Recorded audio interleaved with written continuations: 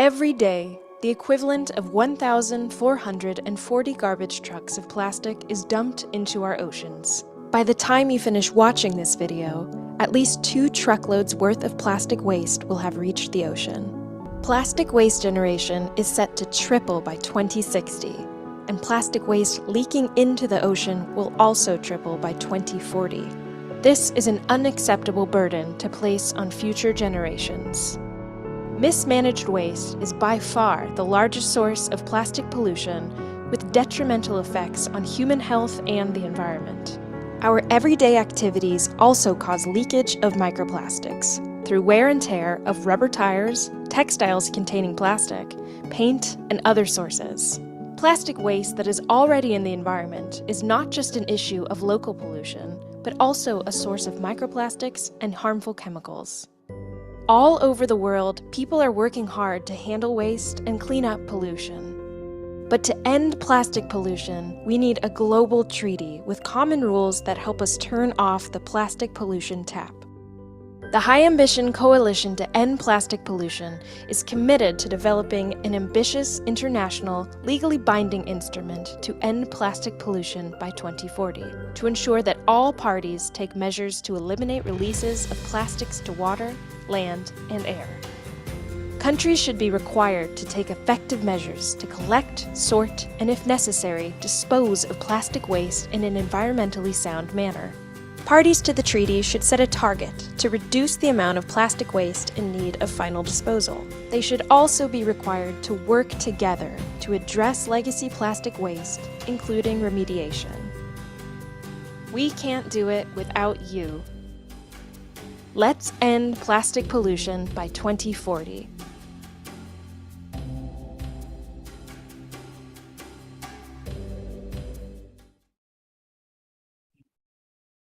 Good afternoon, everyone, and welcome to this webinar. My name is David Tuvi, and I am the Communications Advisor at the Ministry of Environment in Rwanda. As you can see, it's a green and beautiful country behind me. Thank you so much for joining us wherever you are in the world, whether it's the morning, the afternoon, or the evening. We're really pleased to have you with us today.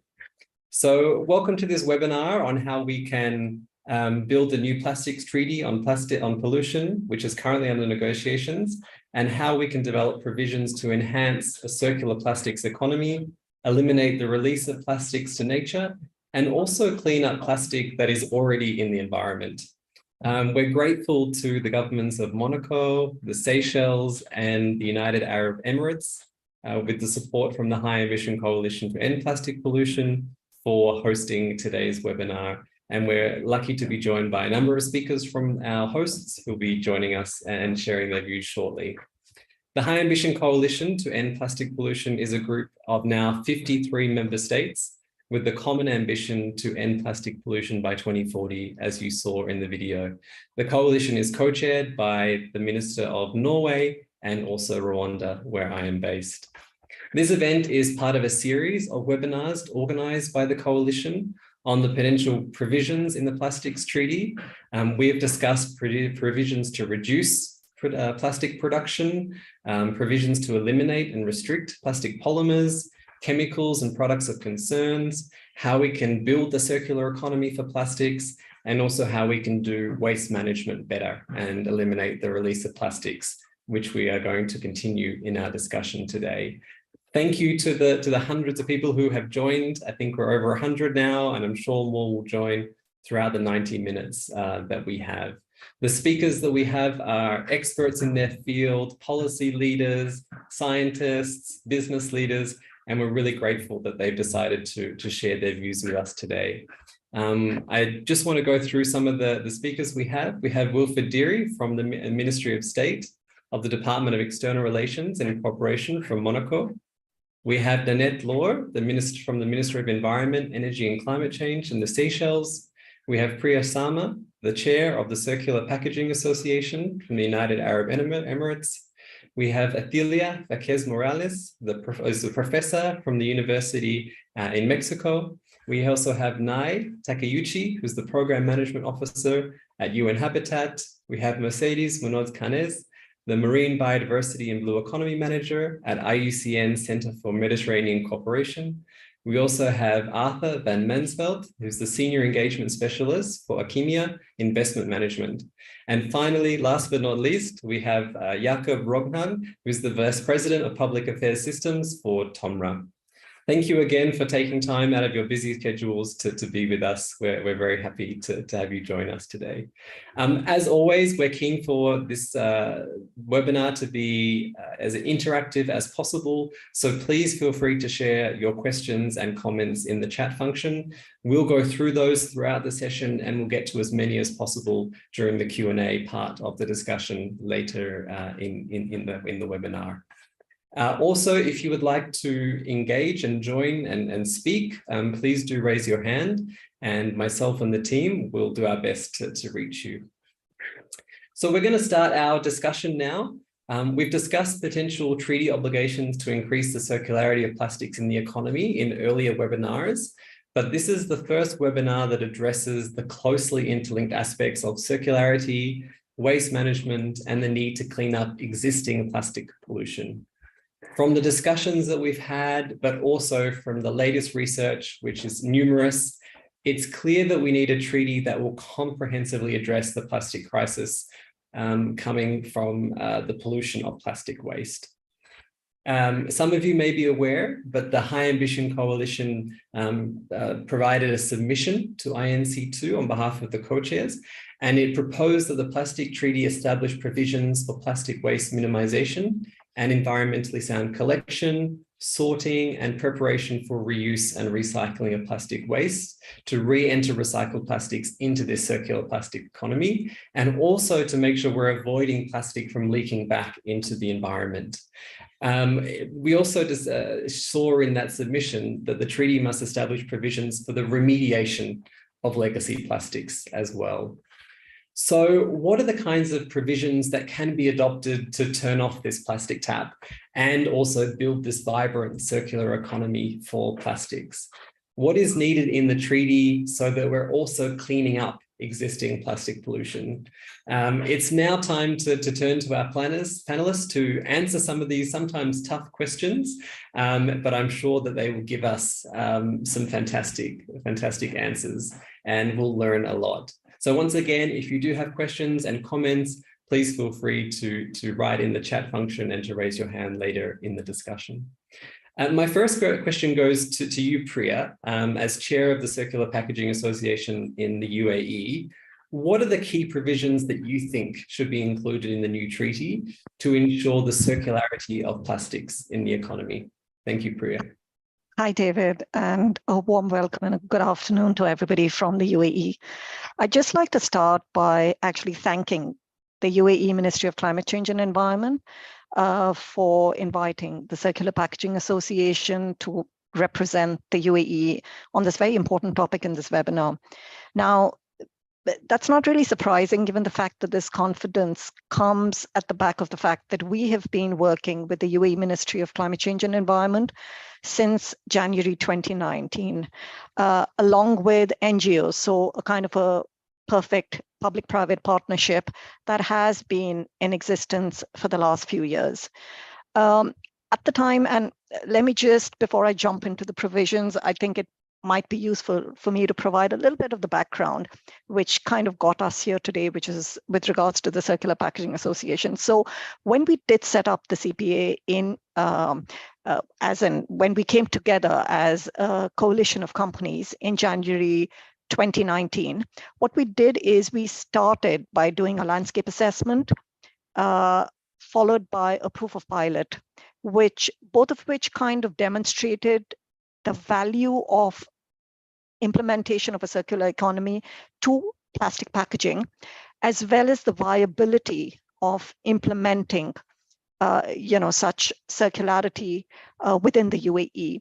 And we came up with actually about 32 recommendations, 12 of which were picked up and put into the circular economy policy that the UAE government has now put in place. From the study perspective, what we did see is that if we were to implement packaging, just packaging circularity, I'm not talking about circularity of anything else, but plastic packaging circularity, the incremental value to the UAE would be immense. That was really the start and the business case for us. And based on that, the ambition or the objective of the Circular Packaging Association is obviously to retain the value of this very important resource and to prevent it leaking into the environment by keeping it within the circularity loop. So that is really our long-term ambition. I think it's been stated by many, many different organizations, but for us, that is the lowest hanging fruit, and that is really what our ambition is. With regards to achieving, the circularity of packaging within the UAE, the few provisions that we would advocate for are firstly, obviously, the adoption of a very comprehensive life cycle assessment and an approach to materials. The second is really the application of the polluter pay principle combined with the extended producer responsibility, because for us, that is really very important, given the fact that we really need to ensure a level playing field for all players within the value chain. And this will give us the much needed resources that we need to ensure that we are strengthening waste collection within the Emirates and thereby really preventing its leakage into the environment. Secondly, it'll also provide for increased confidence for investment into large scale recycling, because I think the minute we start putting the relevant policies in place, it is going to give confidence to the fact that this is a real ambition and this is the future that the UAE and the industry is moving towards. I think the last thing that I'd really like to say is that it's very important that we do move towards, where possible, global metrics and standards so that there is a collective understanding of what everybody is trying to do. So that's just a little bit of what we are doing. And just to actually end, the point that I was making about the EPR, that again is already in implementation within the UAE.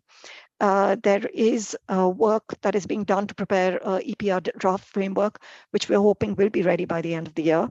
And I'd just like to end on the note that, like I started with, which is the fact that implementation of all of this requires really very close working amongst all the value players, the government, the private sector, as well as NGOs. Thank you.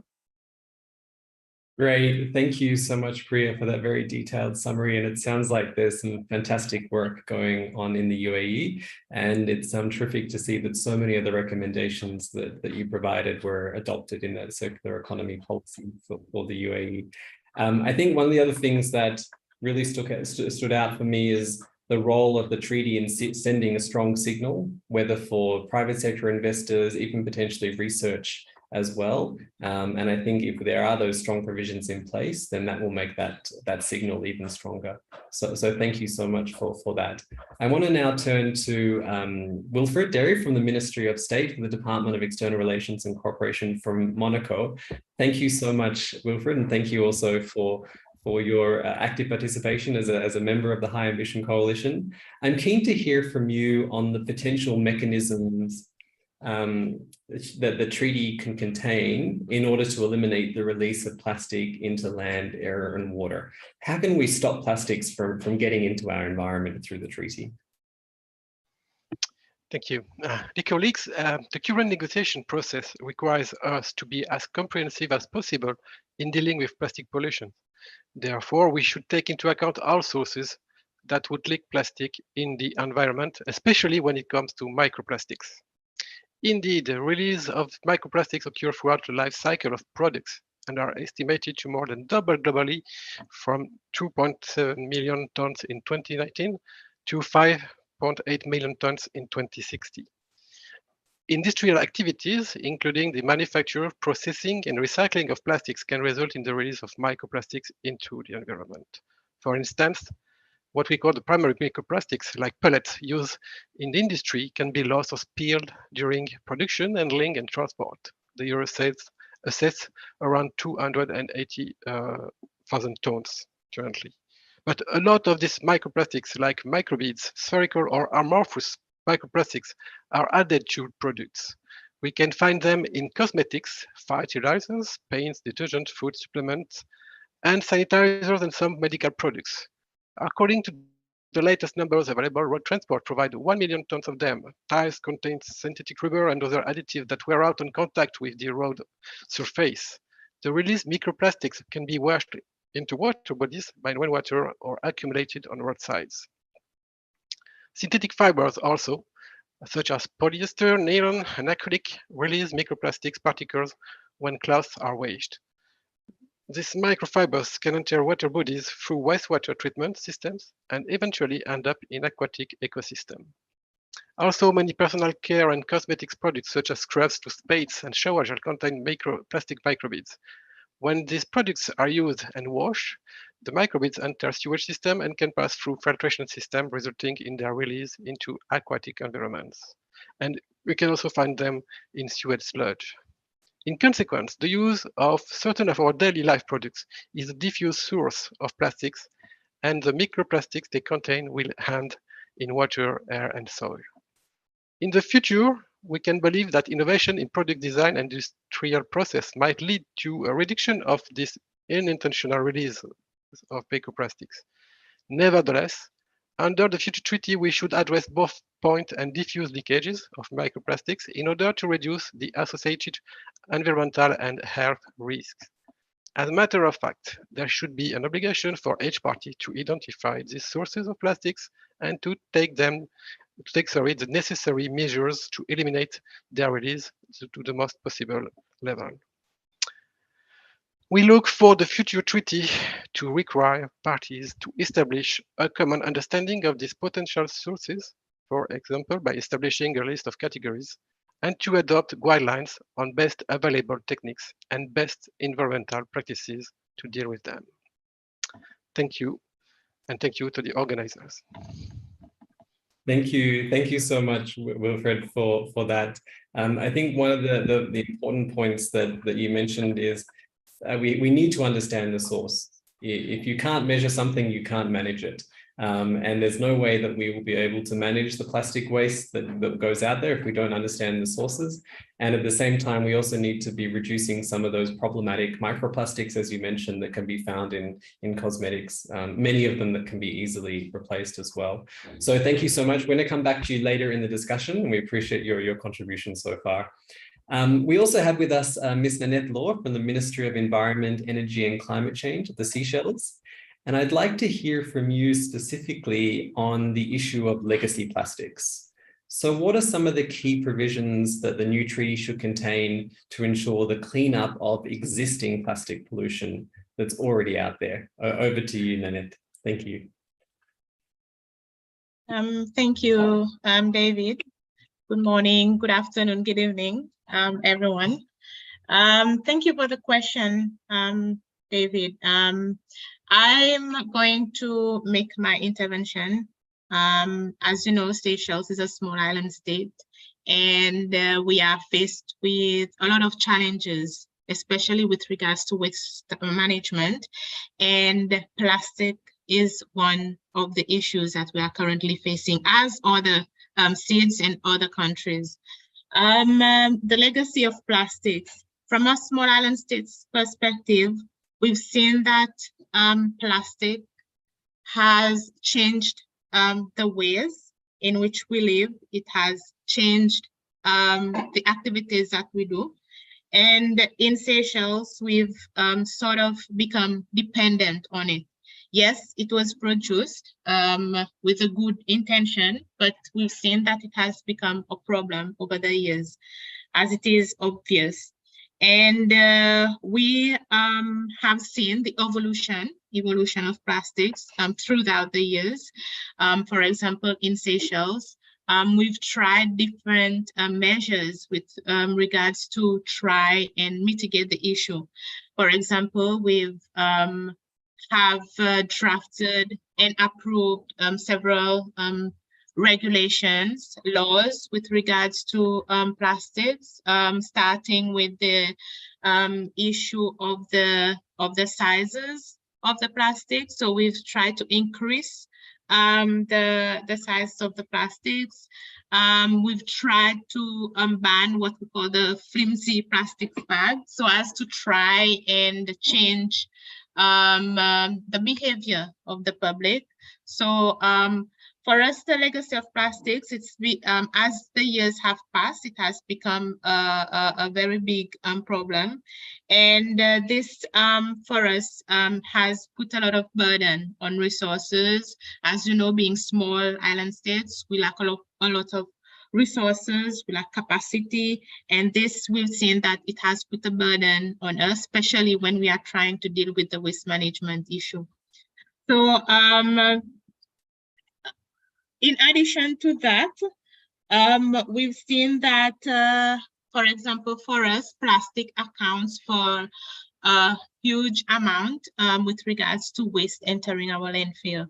So in a recent study, we've seen that there's about 33% of the total waste that goes onto the landfill consists of plastic waste. So throughout the years, we've seen a lot of products, new products containing plastics, new packaging coming in. We've seen that there's, because of the lack of standards in the country, we've seen that plastics have entered, it has increased the number of plastics to enter the country. So with regards to key provisions in the new treaty, I think the treaty itself is something that is ambitious, yes, but we have to have targets and objectives, which is good for 2040. So one of the key provision, maybe it should, like other speakers have stated, we should look at the sources of plastics. It is important to know where they come from. For example, one of the main challenges, again, that we have is that apart from importation, we've seen plastic washing onto our shores in Seychelles because we have a lot of outer islands. So, and we are strategically located and we have high marine traffic. So we've seen a lot of plastics washing up the shores on the outer islands. We want the treaty to look at what is going on as well with regards to ongoing initiatives, with regards to current conventions or multilateral agreements, where there are guidelines that have been drafted, that have been put in place to see how we can incorporate those into the treaty so as not to duplicate what is really happening. And also we would like the treaty to also look at how to educate the public, the people, because this is one of the areas that we've seen there's a lack of at times. So there needs to be good education and awareness, and also the producer pays principle. I think the treaty needs to look at this so as to get everyone involved and everyone within the industry, the NGOs, the users. So everyone should be involved in this. And also, I think one of the main component also should be the extended producer responsibility. So this should be really one of the areas for the treaty to focus on, because we've seen that existing plastic pollution happens because there's a lack of the producer take your responsibility. So I think this is one of the areas that the treaty needs to be to look at very closely. Thank you, David. Great, thank you. Thank you so much, Nanette. And thank you also for sharing the experience of the Seychelles. As you mentioned, it's located in a very strategic place for shipping, but we also know that that comes at a cost when it comes to plastic pollution. So we really commend the efforts that your country is making to deal with the plastic waste that is washing up on your shores. I think the other aspect that you mentioned as well that is important to highlight is the need to build on the work and success of other treaties as well. This new Global Plastics Treaty has an opportunity to really grow and expand the work of some of these other treaties by enhancing the guidelines, strengthening them, and making them more effective. And of course, we can all learn more about the role that we can play. So I'm sure that the treaty itself will be an education tool, but hopefully it will also provide an opportunity to teach others as well. So thank you so much for those inputs. It's now my pleasure to turn to Dr. Alethea. You've worked extensively on the issues of plastic waste, microplastics, and the handling of waste. You're a scientist, you're representing the scientific community. What are your key messages for the new plastics treaty on the issues concerning circularity, waste management, and legacy waste? What can you teach us? What does the scientific community want us to know as we head into Paris in a few weeks' time? Thanks, David, and thanks for the invitation. I'm going to share some slides. They're very short, don't worry.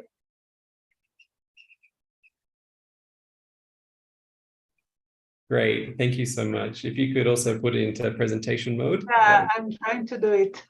Fantastic, thank you. Okay, it's there. Okay, can you see them now? We can, thank you. Okay, we all agree in the need of circularity in plastics, and of course we know that we need to increase our rates of reuse, remanufacture, and recycling.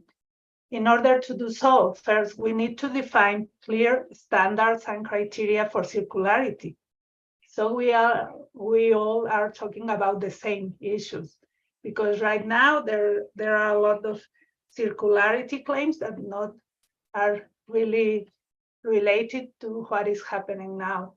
This will require a lot of investment and innovation for infrastructure, for design, and we need to know that this won't come out only based on market and incentives. We need extended producer responsibility in order to achieve these goals. Otherwise, we won't achieve the targets that we are looking for. Also, for circularity, it will be very, very important to do it in a safe way. And it means to control chemicals of concern. As we know today, there are some thousands, maybe 10,000 chemicals that are used to produce plastics nowadays. And almost 20% of them are considered of potential concern. So we need to know them, we need transparency, traceability, and also in some cases we will need bans or some mechanisms to phase out or restrict their use. Finally, for circularity, if we want to reduce the global impact of plastic production, we need to reduce this amount of production. We need to set limits to production and consumption. And this will be done by bans on unnecessary and problematic plastics. Regarding waste management, first of all, we need to consider that there are very different realities around the world regarding waste management. While developed countries usually have very advanced systems where separation and source and recycling and waste to energy are the reality, this is not the case for most low and middle income countries, where waste management usually is restricted only to some collection and some disposal in landfills, with recycling being done by the informal sector.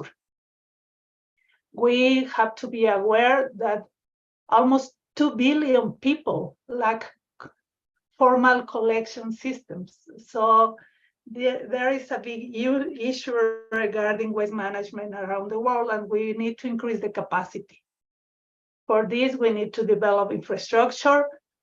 And also, of course, again, extended producer responsibility will be a key issue to do that, because we cannot rely only in the market to do this. Finally, about the legacy plastic waste, well, this is the plastic that is already in the environment.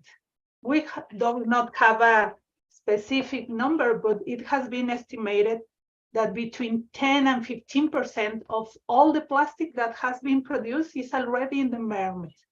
So we have to deal with that pollution.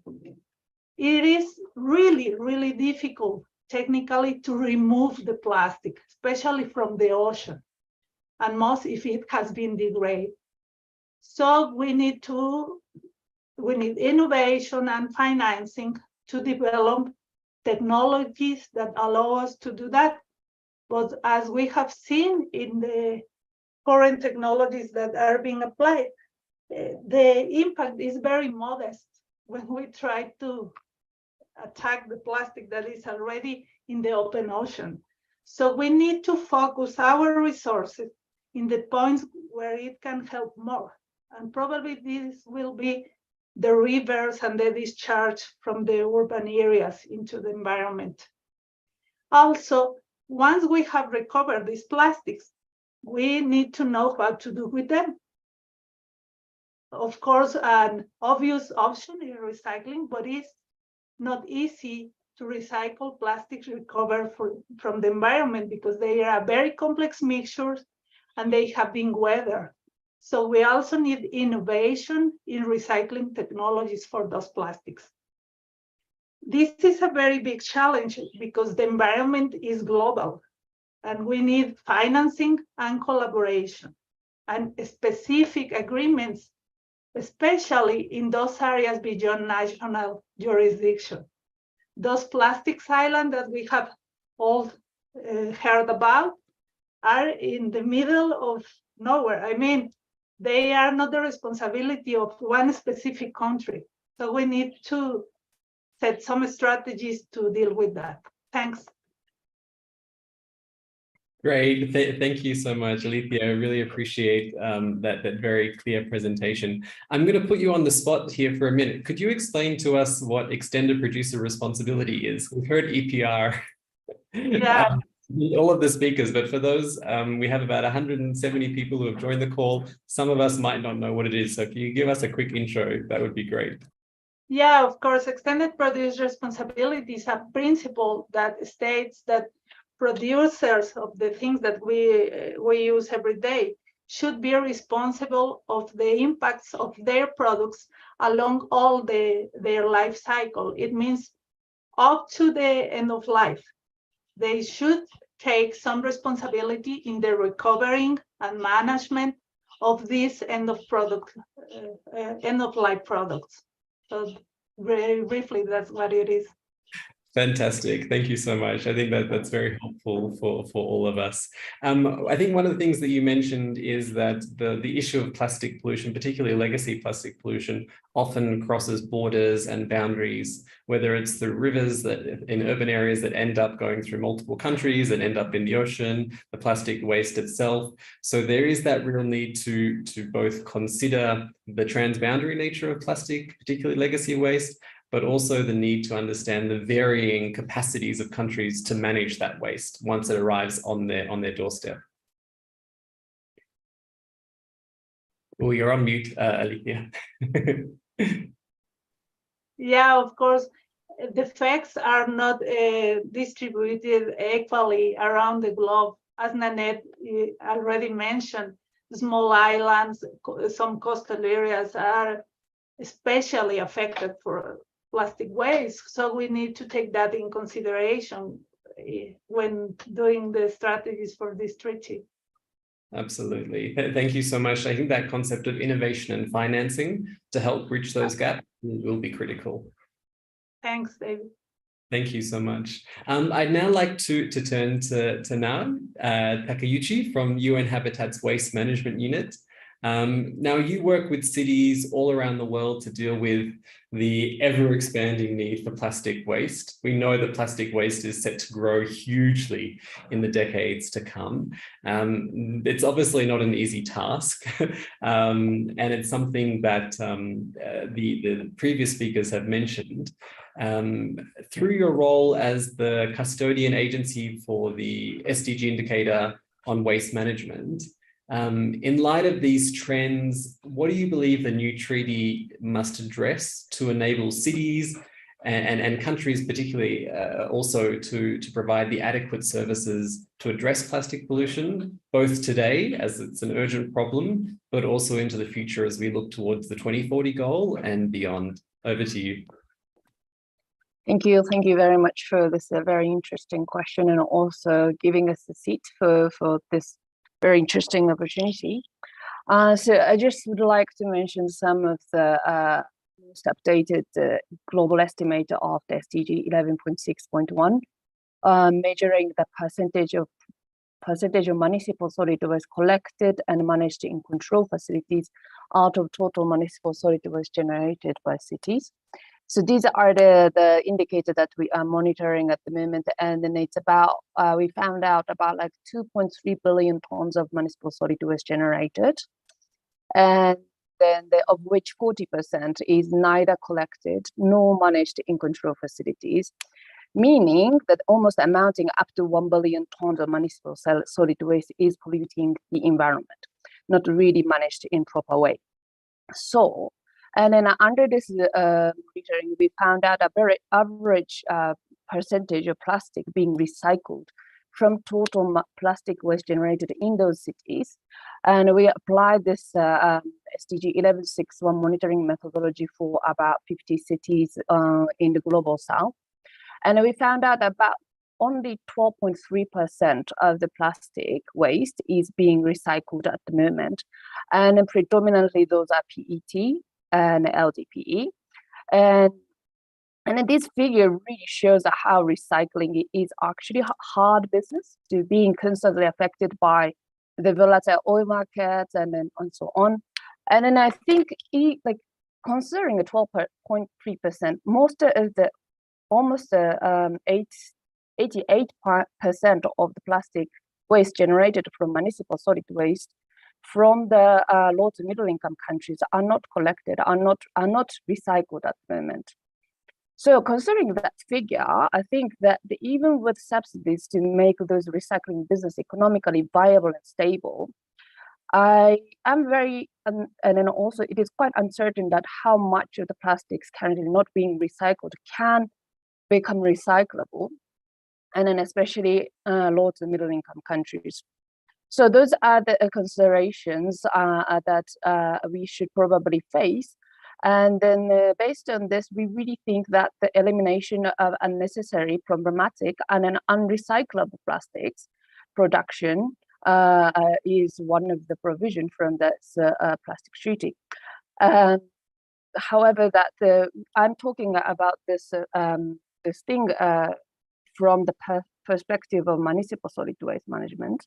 So I think the dialogue is needed between waste management sector and the packaging industry. So it's like, I'm not really, I actually don't know like what kind of plastic is needed for packaging like milk or like different types of food. Of course, it's needed sometimes for like medical hygiene and so on. So those dialogues is definitely needed. And what kind of like plastic should be retained in the economy, and what kind of plastic should be eliminated? Should those dialogues based on the facts and then the reality should really happen now. So that's first thing that I would like to mention. And a second thing that I would like to highlight based on our SDG 11.6.1 monitoring is that so the 2.3 billion tons of municipal solid waste generated per year, and then of which 11 to 12% of this is plastics, meaning about like 270 million tons of the plastic waste is coming from municipal solid waste management stream. So the everyday life, that our everyday life and the everyday waste is producing about like 75 to 78% of the total plastic waste generated in the world every year. So however, the fact we have to also face this fact, almost half of, or like 40% of the municipal solid waste is mismanaged in the world, meaning that investing in both in capital and operation expenditure of the solid waste management in cities is absolute necessary thing, action to take majority of plastic pollution and stop the tap. So I would like to really here share my sentiment to really raise an awareness that the municipal solid waste management in the world is really underfunded. And for example, like last week, I went to a small city, secondary town in Kenya, Homa Bay, called Homa Bay in Kenya. We are hosted in Kenya, Nairobi. So that we went to the waste survey and a local stakeholders workshop there. We did the survey there, and it's about like 300, 400 tons per day of the waste is generated there. And then about less than 50% is collected. And amount of the budget that is allocated for those the low to middle income countries and cities is about like $15, no, even $10 per ton, which is simply not enough. Simply not enough. That amount of money you can really afford only like collecting the fraction of waste generated from the city and then bring it to open dump site. So it's simply not enough that the money flowing into the waste management, especially in low to middle income countries, is simply not enough. So boosting that finance flow is absolute key action, and then raise awareness towards that lack of finances in solid waste management in low to middle income countries. It's definitely a key. And then here, of course, the extended producer responsible system is a key tool to really unlock the private sector finances to municipal solid waste management in cities, shifting the financial burden from taxpayers and municipal solid waste, municipal governments to producers. So those are the key considerations, and then definitely drastically boosting the finances in waste management sector and the infrastructure investment is absolute essential. So the third issue is that I would like to mention is to establish plastic circularity, ensuring that the circular plastic products design and facilitating just transition of informal waste and recovery sector. As I mentioned that about like the plastic is being recycled at the moment, average 12% in low to middle income country cities. And in those of them, majority of them is being done by the informal waste sector. And then some of the estimate is suggesting about 15 million people and recovering up to 60% of the recycled waste globally. And then this plastic recycling is basically built on and are economically becoming viable thanks to the sacrifice of those people's generational poverty and then also trauma associated to this. I would say so because so many women and youth who do not have an access to decent job criteria are working on dump sites and streets, collecting the plastic waste without having an access to health insurances or pensions, and then trapped in a poverty cycle. So those issues and the social impact of the plastic recycling, and how we should really think about how we can capture this opportunity called the Plastic Treaty to really help them to get an access to decent job criteria. And then I think that the learning from Minamata Convention or artisanal small-scale gold mining is definitely a key. The similar settings should be set up to channel the global finances directly to those groups is necessary. And then also, again, the key tool here is EPR system, Extended Producer Responsibility System, making it as inclusive as possible and a monitoring mechanism to ensure the implementation and enforcement of the policy for the integration of informal sector, is it truly effective on the ground? This is very important. And then for this indicator and the monitoring methodology should be properly developed and applied is very important. And then some support for LDCs also should be provided. So those are the key considerations. First of all, the elimination of plastics that does not have a market for the recycling in those cities or countries. Second, and drastically boosting the finances in the waste, maybe wastewater as well, because we would like to include the microplastics in sector, both in terms of capital and then operational investments. And then establish plastic circularity, ensuring providing the decent job criteria for those people who are trapped in generational poverty and in trauma. So that's it. Thank you so much. Thank you so much, Now, and thank you for sharing your experience in the work that you're doing. Some pretty staggering figures there, some figures that might scare us. Often we've heard that we need to recycle more, and obviously that's true given the small percentage of plastic that's being recycled. But clearly recycling is not the only answer if we haven't been able to do it well so far. You put out some challenges to some of our friends in the private sector, so I think Jacob and Arthur will be coming to you a little bit later to get your views on that as well. One thing that you mentioned that I want to pick up, and I want to turn now to Mercedes, is this question of the just transition. You've worked in a number of North African countries in your role on the Mediterranean IUCN team. How can we ensure that this new plastics treaty does in fact ensure exactly what Now has talked about, a just transition for some of these communities? Over to you, Mercedes. Yeah, exactly. Thank you, David. Actually, I wanted to build from what Now was mentioning, because the informal sector, one of the things in the just transition is one of the things that we should really take into account. But let me get back and just get, I mean, IUCN is a global membership union, and actually we work in global, I mean, we have experiences around the world in several parts of the world to address and find solutions on plastics. But when we mention the Mediterranean, actually we do work looking in sources. Alessia was mentioning how important it is to understand the sources to reduce the leakage with very well targeted actions, with the knowledge of science. And among many of the work that we do in the Mediterranean, one of the things that we did is we review and did a study in the North African countries to understand the waste management.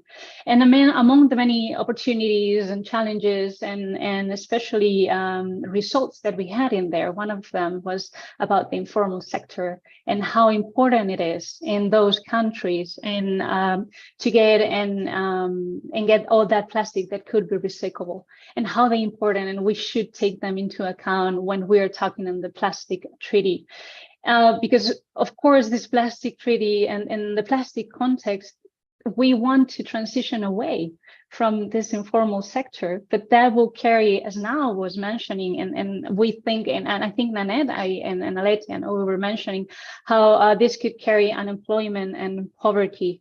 So it is very important to have them, in the treaty to include them, so we can have a just transition to everybody and take into account vulnerable and marginalized groups. To just figure the job loss and maybe to understand the socioeconomic barriers that are there, and we need to support them. So we should include it probably as the core measure of part of the treaty to have and take into account how important this just transition it is. But how can we do that? Because it really depends, as it was mentioned, on national and subnational settings. But we need to also have like a required international law to guide and oversee this full implementation. So when we think about how can we do this and how can we avoid lefting people behind and bringing it with us. Actually, probably education to transition to more green and blue jobs are something that could be fundamental. Funding mechanisms, of course, to provide assistance to engage to these efforts, to the ones that are doing it. And of course, providing capacity building and technology transfer provisions. I think that Nanette was actually mentioned this as well, because we need to understand the social economic issues that each of the regions are having, and then, you know, providing this capacity building, the technology that they need. And yeah, I think that summing up, this is what we mean with a just transition, to take into account the importance of, yeah, especially in this case, on the informal sector. Thank you. Thank you so much, Mercedes. That was very helpful. One of the things that I wanted us to maybe understand, it seems like at the moment, for the work the informal sector is doing to recycle plastics, it's doing it typically in some of these lower and developing countries at a subsidized rate. The informal sector is almost subsidizing the plastic processing and recycling. And so it seems like there may be a risk, if we don't support the informal sector, that the costs could actually. So how could that look like? How could the treaty both at the same time reduce some of the burden that is being placed on those communities, while at the same time helping to keep costs potentially low for recycling? Sorry, it's a tough question and one off the cuff. Well, yeah, I'm sure that some of my colleagues are more able to answer that, but I think that's why we discuss this just transition to, of course, we do need to understand many things. This plastic treaty is very complex, and it has many, many things that to take into account. And one of them is what we were mentioning, the informal sector has a huge, how can I say it, like role in all this, but we do understand we need to transition to a more formal sector. So how to do it is, you know, it's complex. I don't know if some of the people who are in this call could answer better than this. I think it needs to work and build on this. We know there is a problem. I'm sure we'll find a solution. And we have some time to reach from that. But for sure, maybe the informal sector could be trained in a way that this green and blue jobs could link in a way to the work we're doing. I have no idea. This is just something that just came into my mind, but I'm sure that maybe some of the people on this call will be able to answer better than I can. Thank you.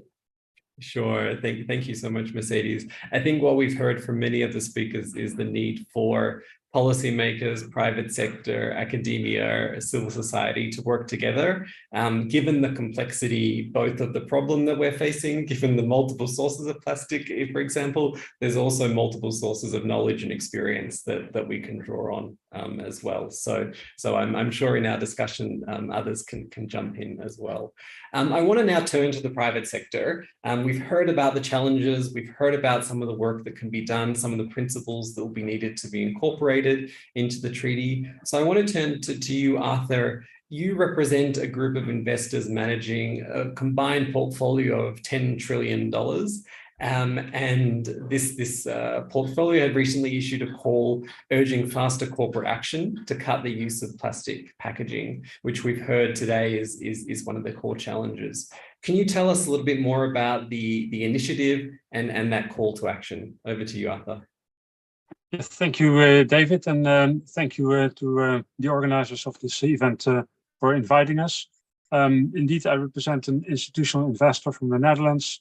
We are part of a wider group, of course, of international asset managers that are involved in this challenge around plastic waste. As shareholder in many of the companies globally that produce typically plastic products and also plastic packaging, and therefore plastic waste. And over the years, we have seen this problem increasing, of course, and we are now taking also our responsibility to address this topic with the companies that we invest in. We have been doing that for quite some years. We from Achmea, with a lot of others, joined the Principles for Responsible Investment in 2019, the Plastic Working Group, engaged with plastic packages for a few years, now turning more to fast-moving consumer good producers and food retail. But we also saw that as investors in these companies, it would be good to mobilize more organizations in the financial sector to publicly support the UN Global Plastic Treaty. So a few years back, we mobilized a group of investors to support the Call for Plastics Treaty with WWF and MacArthur Foundation, which is now the Business Coalition. So we're part also of that with an increasing group of investors. Now, from the start of this year, we mobilized this group of now 185 global investors that produced this statement together. And we see this as a clear signal to the companies that we invest in on the one hand, but also to policymakers and to, as input for the treaty negotiations for, of course, that there is a growing group of financial institutions that is concerned about the projected growth of plastics and that there's a clear need to reduce that. So in the statement, we call for to our companies that we invest in to act more swiftly to reduce the use of single-use plastics, to focus more on implementing reuse systems for packaging, to address also the use of harmful chemicals in plastics, of course, and particularly also to be careful around advocating of public advocacy towards policies to clearly publicly support either European or otherwise regional policies on plastics, but also particularly the global treaty. So we call on the companies that we invest in also to publicly support the plastics treaty. And I'm pleased to see that many of those have already done so. So that in a nutshell, maybe David, the leverage that we have on and the way we are involved in this in these challenges, and we look forward to further raise our voice in the negotiations and future developments around the plastic treaty. Particularly for us, and I think it was raised by a few former speakers, that there is a large need for finance. But I think from our perspective, it's really important that to facilitate this private sector finance to support that there should be a decent business case for either upscaling waste collection and recycling or other solutions. Because if financial flows from government still point to unsustainable practices and the private sector is expected to finance the solutions where there's not sufficient business case, then it will be a very difficult debate. So I think in line with also what you see in the global climate framework, and also now with the more recent biodiversity framework, there's a clear call to align global financial flows with the sustainable solutions, and then the private sector can really be supportive and provide finance. So I think that's important notions to be included in the treaty. Let's keep it there for now. And if there are further questions, David, I'll be pleased to answer them. Thank you so much, Arthur, and also thank you so much for the work that you're doing to mobilize these businesses and also hopefully mobilize the financing as well. One question I had, we've heard about the concept of innovation. Do you think the companies that you work with, invest in, are ready to innovate? We've seen that only a few of the types of plastics are often recycled. Many of them are not or not able to be recycled. So we will need a lot of innovation. Are these companies ready to take on that challenge, and what do they need to do so? I think to some extent they're ready. We talked a lot with plastic packagers, and they have quite some innovative products on the shelf. There, I think the cost competitiveness is still an issue to really accelerate in scale. So policies can there help to create this business case to make these solutions competitive. But I think particularly innovation also needs to take place in simply moving away from single-use plastics use to alternative product design where less or no packaging is required, also in the reuse space. I think when you look at scenarios for solutions, particularly in that area, a lot of further innovation is needed to really substantially move away from the projected growth of plastics. Sure, no, that's important points. It's not just about being more innovative, but also reducing the need for some of these problematic packaging products as well. Thank you so much. Thank you so much, Arthur. Let's turn now to Jacob. Your company and many others who are engaged in the Business Coalition for an Effective Plastics Treaty, and it's fantastic that you're here and representing the coalition. They're calling for ambition. They're also calling for more coherence and clarity in the international policy framework. And I think we've also heard from Arthur that clear policy will be a key driver in directing these financial flows. So what are some of the potential mechanisms that you'd like to see in the new Global Plastics Treaty? Jacob, over to you. Thank you, David. Yeah, as you said, my name is Jakob Rognhaug and I'm from TOMRA. For those of you who don't know TOMRA is a leading company for sensor-based solutions for collection and sorting of waste and recyclables. We have more than 50 years experience in circular value chains, and today we have systems operating in more than 100 countries. But today I have the pleasure to represent the Business Coalition for a Global Plastic Treaty, a coalition that's convened by Ellen MacArthur Foundation and WWF that gives voice now to more than 100 organizations across the plastic value chain, finance institutions, and NGO partners. Together, we are asking for an ambitious UN treaty that brings plastic into a circular economy and stops them from becoming waste or pollutant. We want a treaty with legally binding global rules and measures to drive a change on global scale. Our experience is very clear. Voluntary initiatives are not enough. Our ambition is to have harmonized regulations within three main areas: within reduction, within circulation, and within prevention and remediation. So if I go quickly through the three of them, start with we need reduction of plastic production and use through circular economy approach, with a focus on reducing virgin plastic, in particular those produced from fossil fuels. This is needed if we want to play our part in seeking to stay in line with the 1.5-degree climate pathway. We should further also focus on reducing unnecessary, short-lived, problematic plastic applications that cannot be circulated in practice or at scale. Further, we should focus on reducing chemicals and pollutants that pose a risk to human health or nature, and ensuring that processes for keeping plastic within circulation are both effective and safe. The second element, circulation. We need circulation of all plastic items that cannot be eliminated. And a very important factor here is to establish and enforce global harmonized standards. This is key to ensure that plastic are safe to be used, reused, and recycled. Further, to support circulation, we need mandatory design for recycling requirements. And these need to be coupled with clear targets of scaling systems and infrastructure to keep plastic in circulation for as long as possible at its highest value. And by that, reducing leaking into the environment.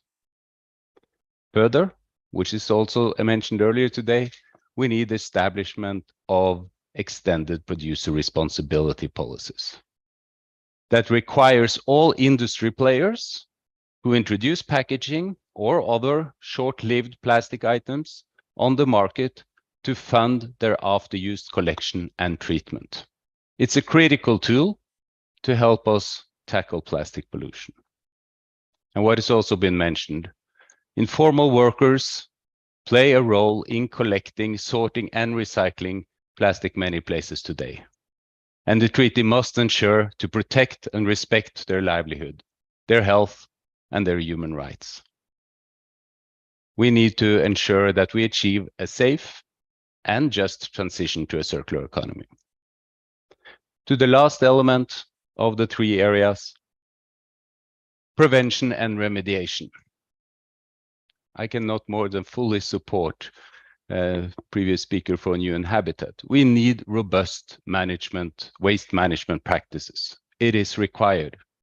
We need effective regulatory systems. Financial incentives are needed to promote the uptake of circular economy solutions at the local level to ensure that all plastic is collected and that valuable resources in the waste are not burned or buried, but sorted out and provided as a resource to a circular economy. And of course, we cannot ignore existing pollution, so we need tools to tackle micro and macro plastics that are already polluting our environment. Again, I just repeat, we want a treaty with legally binding global rules and measures to drive change on a global scale. And I encourage anyone listening today, any company or organization, to support the Business Coalition and support us in the work for an effective treaty. Thank you very much. Thank you so much, Jakob, for that very strong call to action. I mean, it's fantastic to see such a strong and emphatic call for a legally binding treaty with common obligations, but also mandatory standards for things like circular economy, which I think will play an important role. I wanted to before we jump into questions from the audience, and we have selected a few, but please, if you have questions, feel free to list them in the Q&A or also raise your hand. Now mention something that waste managers and producers are not talking enough to each other. How I want to talk to you, how in the work that you do, I'm sure you speak to a lot of people in both sectors. How do you make sure that those two parties are talking to each other? Because that will be critical as we develop and implement the treaty. That was for me? Yes, that's for you, Jakob. Thank you. Thank you. Yeah, no, it is, I mean, we participate in a lot of these talks, and there is really, everyone says we cannot solve it alone. We need to speak together. And there is a lot of forums where we meet, where we talk. And I think, you know, when we sum it up, especially over the last maybe 10 years, especially intensifying over the last 7 to 5 years, so many ideas, solutions have been put on the table. I think we basically know how to solve this. I will be very surprised if there are really needed new elements. Of course, new elements are welcome, they can help us, but already with one on the table, we can get really, really far. And this talking is fine, but a problematic thing with all this talking and finding that is we need someone to set a common ambition, to set a guiding star. This is what we're going to do. Because when we speak together, we're basically, everyone are right. We're bringing up very good arguments from our perspective. And maybe a slightly contradictory element can be said, but also seen right from another. So I think we need to set the standards. What is good enough when it comes to collection? What is good enough when it comes to recycling? And what processes should we use? Because if I want to design my product for recycling, I can go out and I can ask 10 different recyclers, and then it will give me probably 10 slightly different answers. Now, a lot of work have been put in, but just as an example, we need to then have someone to bridge this, set design for recycling guidelines will be agreed on and will apply to all, so that recyclers can invest in capabilities to handle this. Producers can feel safe to invest in change of their packaging and put it to a market without being accused of greenwashing or having done the wrong thing and so on. So I really think what this global plastic treaty is a unique opportunity to help accelerate and make all this talk more effective. Thank you. It was a long answer, but. Thank you so much, Jakob. I'm keenly aware that we are in a webinar talking, but I'm sure this conversation is useful for many people. But I also think that the work that the High Ambition Coalition that is doing, the work of the Business Coalition as well, I think given the strong targets and ambition that has been set to end plastic pollution by 2040, it's hoped that the parties can rise to that occasion and take advantage of this unique opportunity. So thank you for that. I want to now turn to some audience questions, and thank you so much to our speakers for your interventions so far.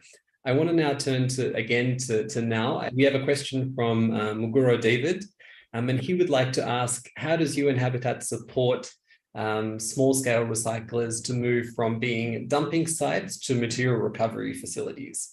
Maybe it's not just UN Habitat who's doing that work, but as we transition, in a just way, what are some of the principles that could be considered there? Over to you now. Thank you very much for the question.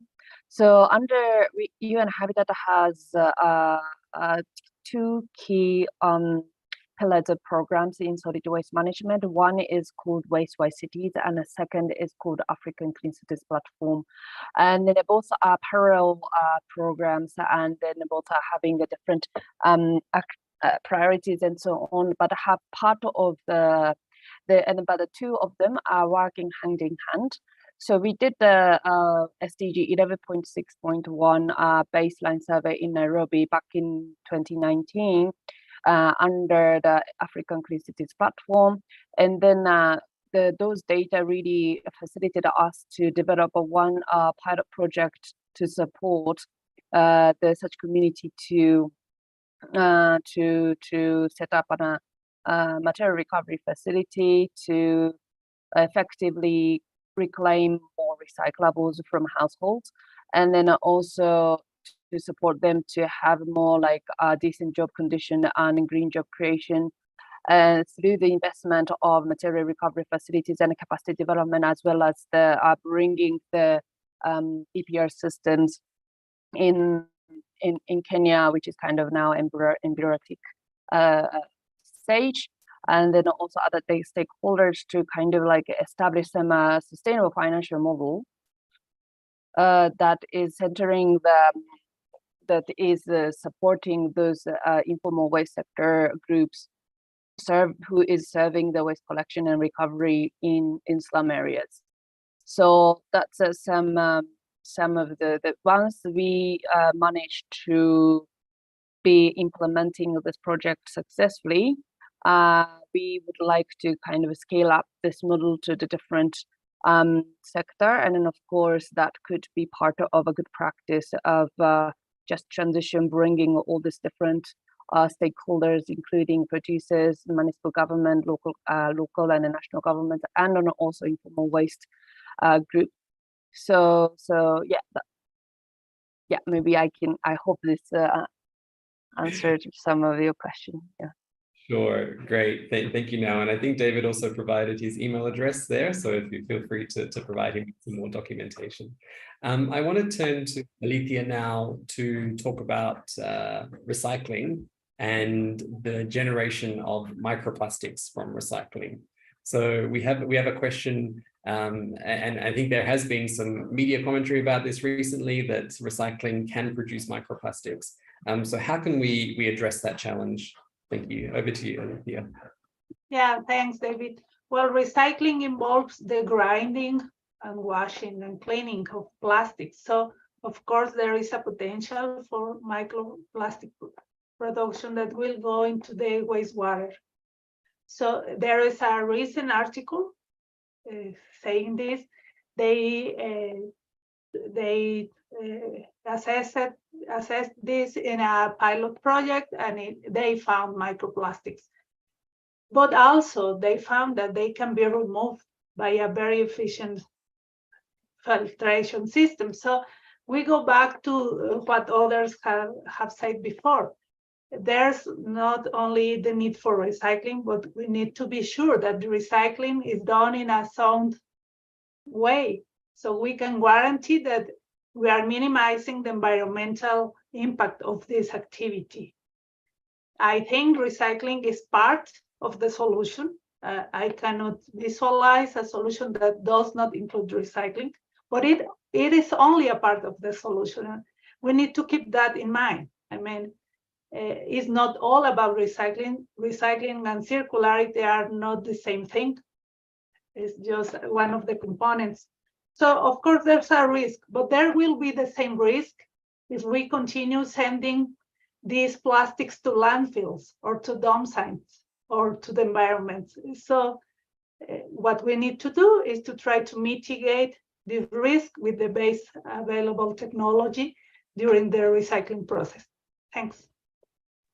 Great. Thank you so much, Alethea. I think that's fantastic to hear. As similar as what Jaco was saying, the solutions are out there. And if we can create a common standard and set of guidelines through this treaty so that they're implemented both at scale but consistently, then some of these challenges can be overcome quite quickly. So thank you. That gives us some sense of hope. We have a hand raised from one of our audience members, Mohammed. Mohammed, please feel free to unmute your microphone, introduce yourself, and also ask your question, and please let us know who you'd like to answer it. Over to you, Mohammed.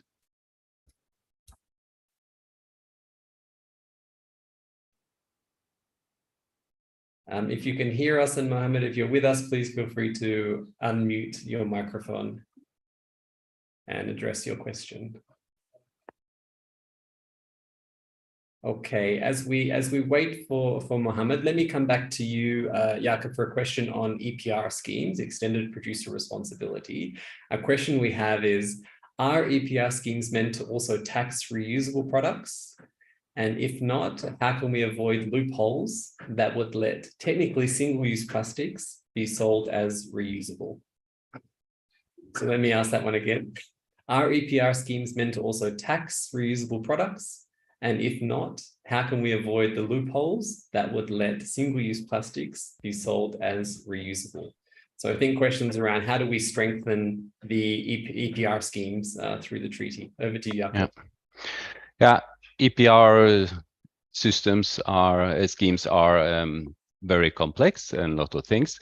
First of all, I really would like to not look at EPR fees as a tax, as a blunt tax, but EPR more as a responsibility to deliver on an agreed circular performance. And sometimes these schemes are defined in a way that actually align sustainable performance from producers with financial incentives.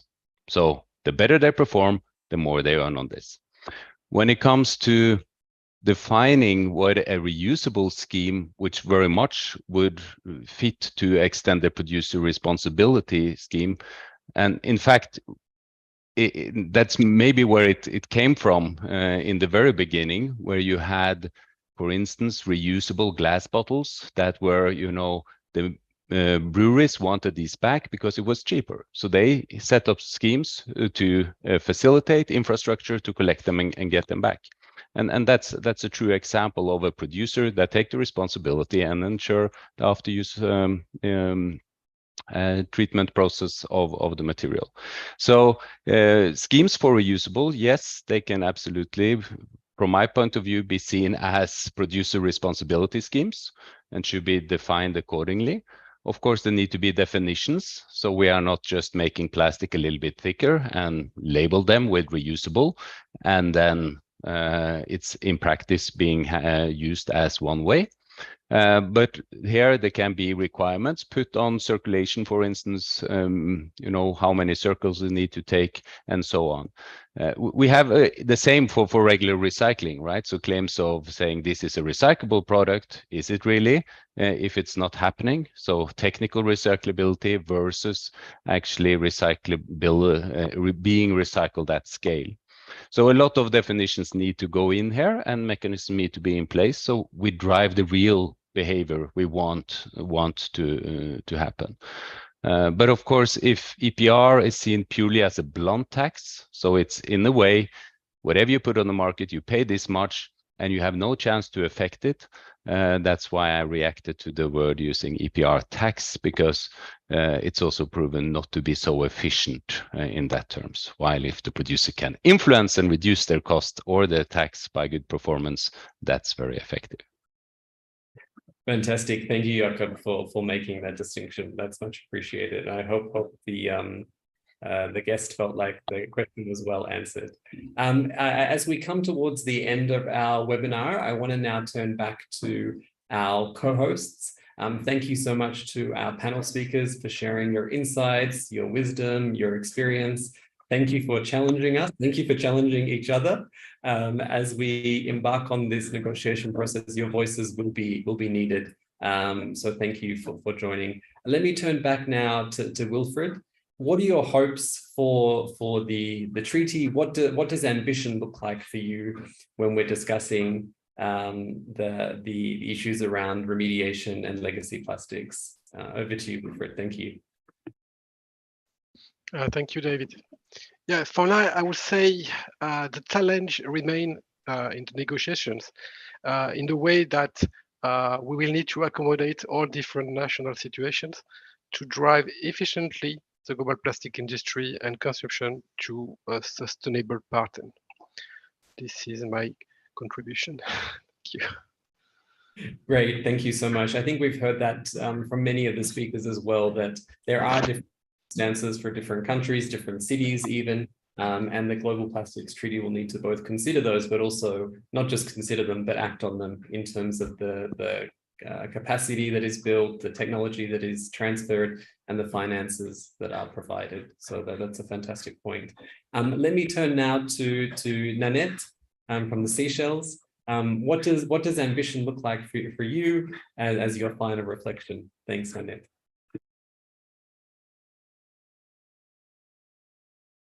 I think we are ambitious with regards to the new treaty, and we are hoping that the issue is addressed through the negotiations. But like Wilfred stated, we have to see how to accommodate the different needs, the different national situations into the treaty. And I think one of the main important thing that I would like to state is that we as small island states, we are at the receiving end, and for us to have a treaty that deals with plastics specifically is very important for us. And therefore, yes, we would like to eventually have every issues, every needs be taken care of in this new treaty. Having said that, I think that we also need to think that this is an issue that we've tried to deal with during the over the years, and it will not be an easy one. So in terms of negotiation, in terms of coming up with the treaty and finalizing, but we are hopeful that even though that we have started the work and the generations to come may continue, and yes, we can have something put in place so that the pollution stops and we take care of the plastics through the treaty. Thank you so much, Nanette, for that strong call to action for a comprehensive treaty that considers the full life cycle of plastics. That will be critical, not just for those of us who are on the call today, but also future generations. We know that plastic will outlive all of us unless we improve the way that it is produced, recycled, and managed. So thank you for that call. Let me now turn finally to you, Priya. You started us off. We'd love to hear your final concluding thoughts as a representative of the UAE. What does ambition look like for you? What do you need to see? Thank you. Thanks. I think I'm just going to add to what Wilfred and Nanette said. I think ambition for us is really about ensuring that the treaty lays out commonalities in terms of metrics, standards, definitions, so that everybody has a combined and clear understanding of what we're moving towards. But at the same time, the fact that it recognizes that there are differences between countries, there are differences in terms of where they are in the journey, differences in terms of their priorities. And in that manner, it must be kind of inclusive. Absolutely. Thank you so much, Priya. That was a fantastic, short and sweet. Very much appreciated. Thank you once again to our co-hosts. to Monaco, to the Seychelles, to the UAE. Thank you also to our speakers for representing such a diverse range of experiences. We very much appreciate it. It's been a rich discussion that will no doubt help us as we head towards Paris in just a few weeks' time. I would like to give a big shout out to our colleagues at Grid Arendal who have helped to organize today's event. This is a fantastic chance for us to meet and discuss. And as we move towards Paris, we hope to see you there engaging in a robust way. And as Jakob said, that we can meet the moment at future INCs, but also when we come to negotiate the final treaty. As a final note, our next plastics related webinar will be Plastics on the Peak, eliminating releases of plastic waste into air, water and land in mountainous regions. That will be on the 23rd of May at 1 p.m. and it'll be hosted Central European Standard Time, and it'll be hosted by Austria and Georgia. And I think they're well placed to host that particular discussion. So we hope that you'll join us on the 23rd of May at 1 p.m. for that next webinar. Until then, let's keep up the good effort, the good discussions and the actions to end plastic pollution by 2040. My name is David Tuvi, and I'm the Communications Advisor at the Ministry of Environment here in Rwanda. It's been an absolute pleasure to be your moderator today, and I wish you all a fantastic rest of the day, wherever you may be. Thank you again. All the best. Thank you, speakers. Thank you all. Have a good day. Thank you. Thank you. Thank you. Bye-bye. Have a good day. Bye-bye.